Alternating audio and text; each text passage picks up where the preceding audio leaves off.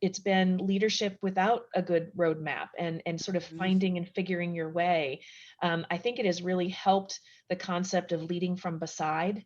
If you think about Mm. how we're all in this together. And so, Mhm. yes, people are looking to leaders for some direction, but what we've had to do is admit that we don't have the direction, we have a direction.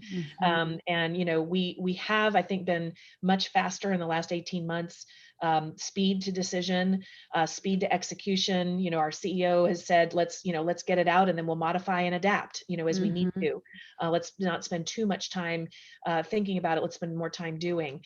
And a lot more gray, right? Not as black and white, because you could set what you think is a reasonable time frame for business recovery, but then you have another COVID wave that you weren't expecting, Mhm. and it has an impact, right? It has an impact on your workforce behavior. It has an impact on customer demand. It has an impact in people changing their travel plans, and it has an impact in changing expectations. So, I think of everything we did to the airport and airplane environment in the last 18 months to help people feel comfortable while traveling. Mhm. And so we've had to, change and adapt to that. So leadership has had to be a lot of things all at once without a lot of practice.